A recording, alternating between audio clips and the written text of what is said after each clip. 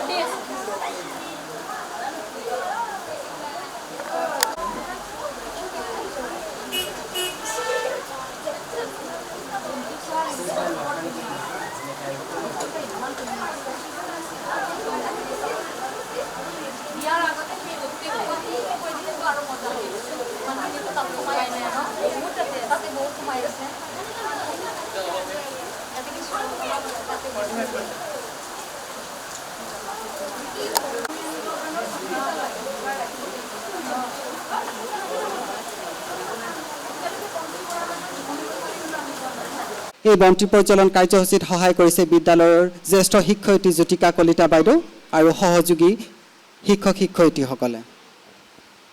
শব্দযন্ত্ৰ থকা বাইদেউগৰাকীক মই ট্ৰেক্টৰ বজাই দিবলৈ অনুৰোধ জনাইছোঁ।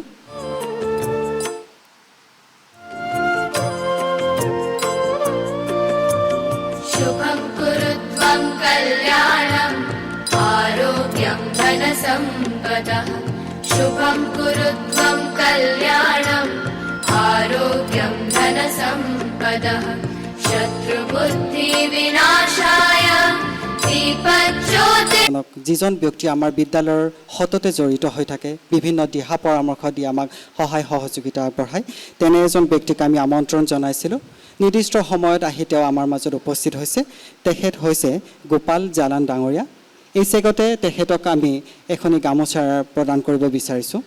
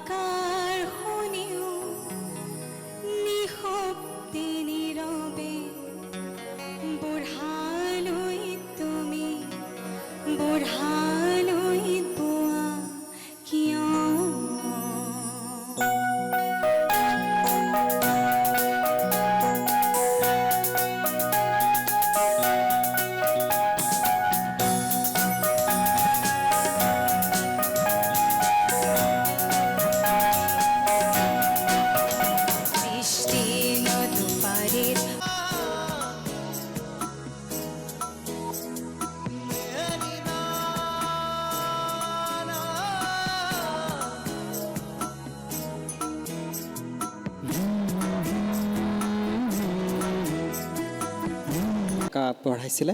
তেওঁৰ ঘৰ উত্তৰ গুৱাহাটীত। তেখেতক আমি নিউজৰ তৰফৰ পৰা অকণমান মৰম যাচিব বিচাৰিছোঁ। এখনি গামোচা প্ৰদান কৰিছে আমাৰ বিদ্যালয়ৰ অধ্যক্ষ ছাৰে।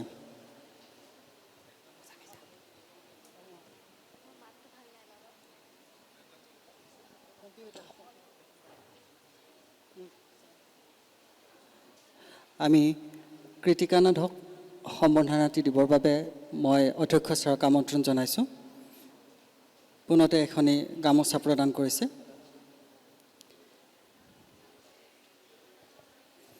আৰু এই কৰ্মশালাখনিত বিশেষভাৱে সহযোগিতা আগবঢ়োৱাৰ বাবে ধন্যবাদ স্বীকাৰপত্ৰ এখনো আমি প্ৰদান কৰিছোঁ।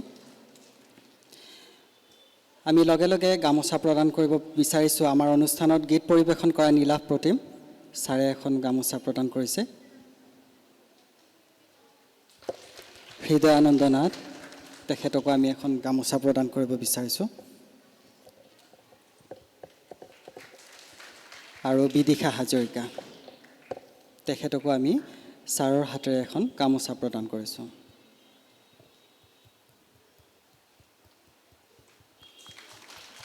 আটাইকেইগৰাকী গীত পৰিৱেশন কৰা শিল্পীক আমি ধন্যবাদ জনাইছোঁ, কিন্তু অনুষ্ঠানটোৰ মাজতে যাবলৈ আমি অনুমতি দিয়া নাই। অনুষ্ঠানটো যাতে সুন্দৰভাৱে উপভোগ কৰে আৰু তথা গায়িকা পুনতে তেখেতক আমি এখনি গামোচা আৰু এটি শিল্পকলাৰ আৰ্হিৰে সম্বৰ্ধনা জনাব বিচাৰিছোঁ।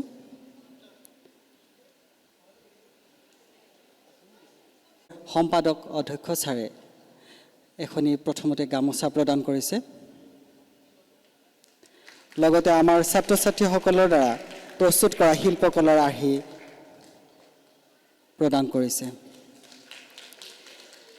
সদৌ অসম ভিত্তিত হোৱা এই অনলাইন প্ৰতিযোগিতাৰ বিচাৰকৰ আসনত অলংকৃত কৰিছিল মৃদুলা দাস বাইদেউ। তেখেতকো আমি মঞ্চলৈ আদৰি লৈ আহিবৰ বাবে মই ৰিংকু বাইদেউক অনুৰোধ জনাইছোঁ। এয়া আমাৰ মাজত বিশিষ্ট গায়িকা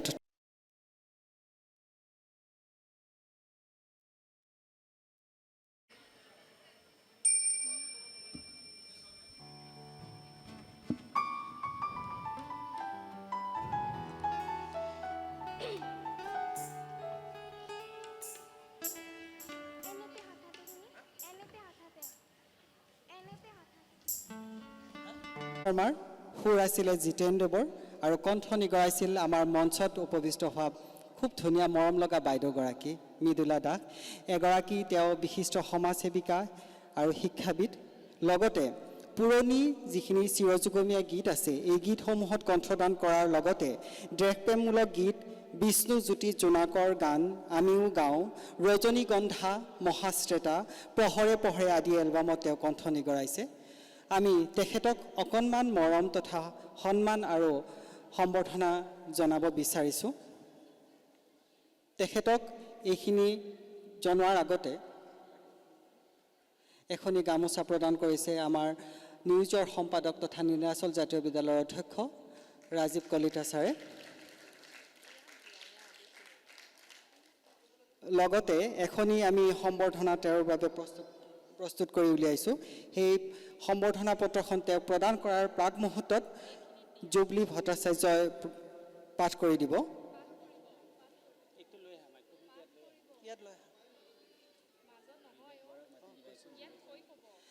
বিবেক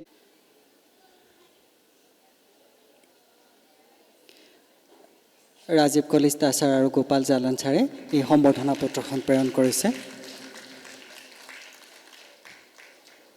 বাইদেউলৈ আমাৰ আৰু এটি উপহাৰ আছে।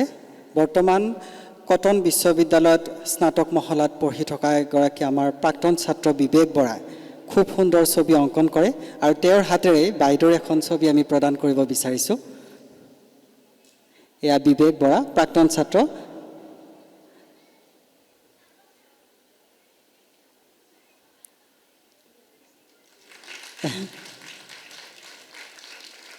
নমস্কাৰ।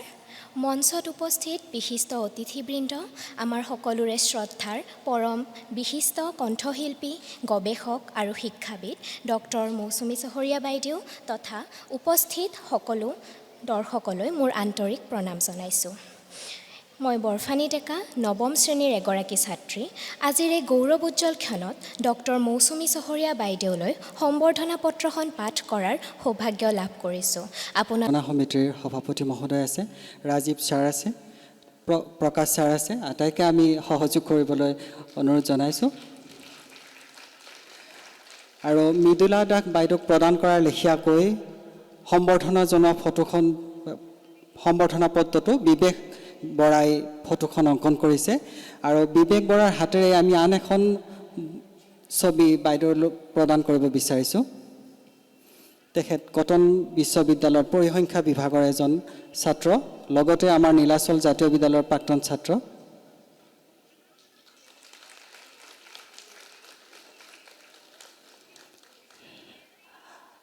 আমাৰ আমন্ত্ৰণ ৰক্ষা কৰি আমাৰ আমন্ত্ৰিত অতিথিসকল আহিছে।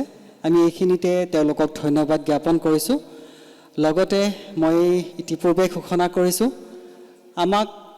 আমি দিবলগীয়া যৎকিঞ্চিত যিখিনি আছিলে আমি ইতিমধ্যে বাইদেউক পাৰ্যমানে আমি প্ৰদান কৰিলোঁ। এতিয়া আমাক বাইদেৱে কি দিয়ে আমি নাজানো, মাইক্ৰফোনটো কিন্তু আগবঢ়াই দিছোঁ। প্ৰদান কৰিব বিচাৰিছোঁ।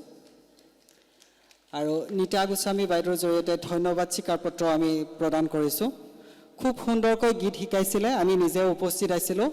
গীতৰ ভিতৰৰ অংশবিলাক খুব ধুনীয়াকৈ বাইদেৱে গীতৰ মাহাত্ম্যবিলাক বুজাই দিছিলে। আৰু আমাৰ ল'ৰা ছোৱালীসকলে যিখিনি শিকাৰো আছিলে খুব ধুনীয়াকৈ ল'ব পাৰিছে। বাইদেউক আমি ধন্যবাদ জনাইছোঁ আৰু তেখেতৰ গীত পৰিৱেশনৰ কাৰণে মই আহ্বান জনাইছোঁ।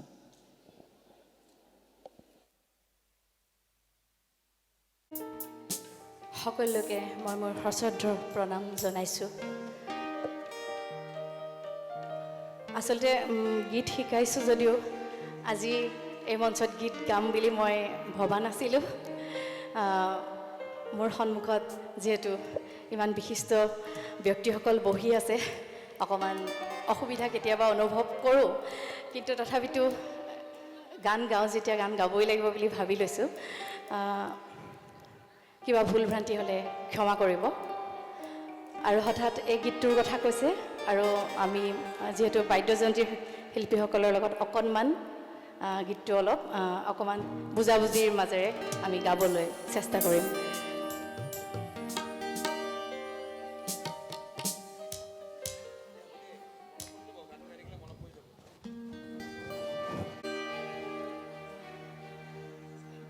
নীলাচল এডুকেশ্যন ৱেলফেয়াৰ ছ'চাইটিয়ে যি কৰ্মশালা আয়োজন কৰিছিলে, অসম কেশৰী অম্বিকাগিৰি ৰায়চৌধুৰী দেৱৰ 4টা গীত মোক শিকোৱাৰ কথা কৈছিলে।